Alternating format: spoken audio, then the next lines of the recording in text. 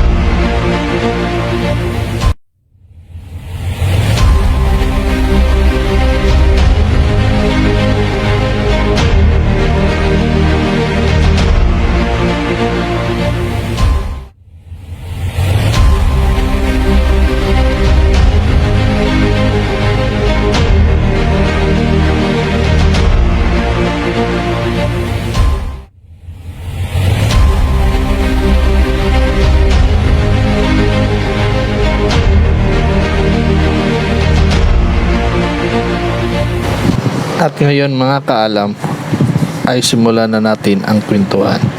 Noong panahon ng Philippine Revolution, sa panahon ng mga Kastila, ay may isang bata na isinilang sa taong June 19, 1861.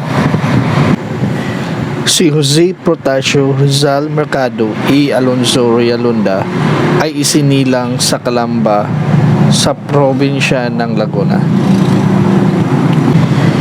Siya ay ikapitong anak ni Francisco Mercado Rizal at Teodora Alonso y Quintos. Ang apelyedong Mercado ay ang totoong apelyido ng mga Rizal na kinuha pa noong 1731 by Domingo Lamio. At ang apelyedong Rizal ay ikalawang apelyido nila na kinuha pa mula sa mga alkalde na Kastila. Noong panahon, umalis ang pamilyang Rizal sa kanilang tinitirhan sa pagmamay-ari ng isang pari mula sa Dominican. Naging pamilya nila ang mga mayayamang magsasaka. Nung lumalaki na si Jose Rizal, natuklasan ng kanyang ina na may kakaibang talento sa pagsulat at talino nito. Alam niyo po ba mga kaalam na si Jose Rizal ay sa edad na 3 years old ay alam na niya ang mga alpabeto natin? Sa panahon na yaon, ang unang guro ni Dr. Jose Rizal ay ang kanyang ina, dahil sa kadahilanan na iilan pa lang ang mga guro noon. At sa edad na 5 taong gulang ay marunong na siya magsulat at bumasa. Sa edad na 16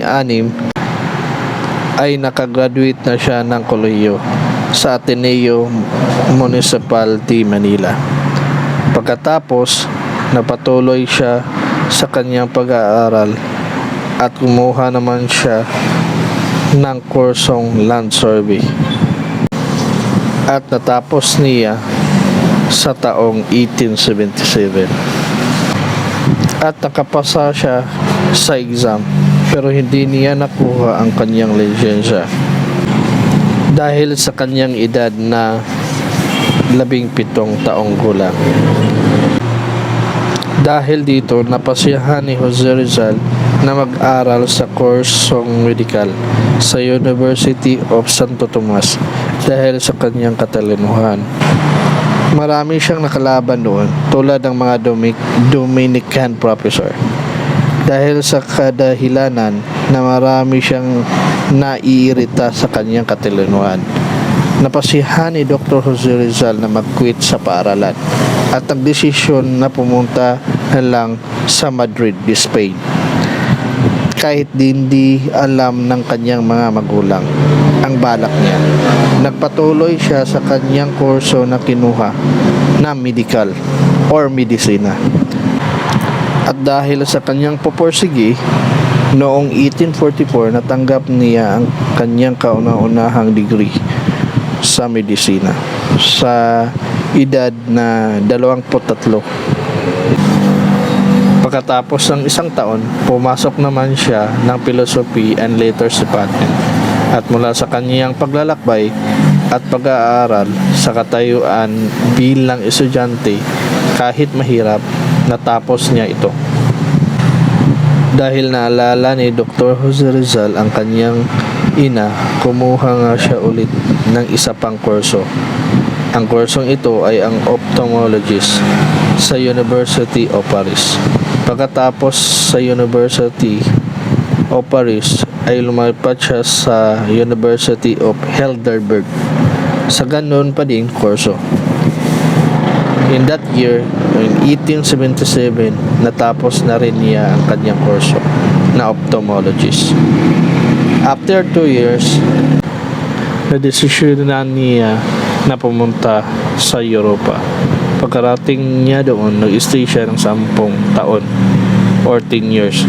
Doon rin niya nasulat ang kanyang kauna-unahang nobela or libro na pinamagatang na No Limit ang Heri, or sa English pa, The Touch Me Not, The Social Cancer. Dito nilagay ni Dr. Jose Rizal ang mga lihim at mga dark aspect ng mga fraile Kastila sa colonial role nito sa bansang Pilipinas. Ang libro na ito ay nakapokus sa mga Kastilang fraile. Ang aklat na No Limit ang Heri ay nakaabot dito sa Pilipinas, pero kaunti lamang ang nakuha ng mga Pilipino na copy nito dahil nga sa mga nilalaman nito. Sa panahong fraile, pinapasunog nila ang mga aklat na ito at ipinatapon sa mga basurahan. Dahil nga nabalitaan ito ni Dr. Jose Rizal, dali-dali siyang bumalik dito sa ating bansa. Pero hindi nagtagal, bumalik agad siya doon sa Europa. Sa pagdating niya sa Europa, agad niyang isinulat ang kanyang pangalawang libro or nobela na pinamagatang El Filibusterismo sa taong 1891. At pinamagatan niya itong ang paghahari ng kasakiman or The Reign of the Greed. At ito ay nakapokus sa La Solidaridad or mga balak ng mga taga-Espanya sa bansa. At pagkatapos sa taong 1892, bumalik siya sa bansang Pilipinas. Kahit may panganib na banta sa kanyang buhay dahil alam ni Dr. Jose Rizal na kailangan siya ng ating bansa sa panahong yaon. At gusto ni Dr. Jose Rizal na magdala ng pag-asa sa bansa. Sa panahong ding yaon, nabuo ang alyansa sa bansa na tinatawag na La Liga Pilipina sa Manila. Isang walang bahis na dungis na reformang panglipunan. Dahil sa alyansang ito, nabuhayan ang Pilipino. Dahil maingal na ang kanyang pangalan sa mga Kastila, pinahuli siya at pinatapon siya ng mga fraile sa isang lugar sa Mindanao na tinatawag na Dapitan City. Doon nakilala ni Jose Rizal ang kanyang minamahal sa katayuan ni Josephine Bracken. Nagtagal siya ng 4 na taon. Sa panahon ding yun, nagkasundo sila na magpakasal dahil nga sa katayuan ni Jose Rizal na sa paglaban sa mga Kastilyang Riley at Pari. Kaya hindi sila tulutan na mag-isang dibdib, o sa madaling salita, hindi sila nakasal. Sa taong 1896, nabuo rin ang isang grupo na tinatawag na KKK o Katipunan. Dito na dinakip si Dr. Jose Rizal sa pagkaalam ng mga Kastila na siya daw ang nagsimuno nito. Pero hindi nila alam na walang malay si Dr. Jose Rizal sa mga bintang laban sa kanya. Sa madaling salita, wala siyang alam sa grupo na yaon. Dinala siya ulit sa Manila at dito na pinatawan siya ng parusang firing squad. In December 31, 1896, at the age of 35 years old, naganap ang hindi kaaya-ayang parusa. Dahil dito, tinuligsa ng mga Pilipino ang mga Riley at Kastila dahil sa kamatayan nito. Marami ang mga grupo ang kumalas para ipaghiganti si Dr. Jose Rizal sa panahon ng relihiyong Espanya. Sa panahong ding yaon, humina at nawasak ng mga Pilipino ang kolonyal.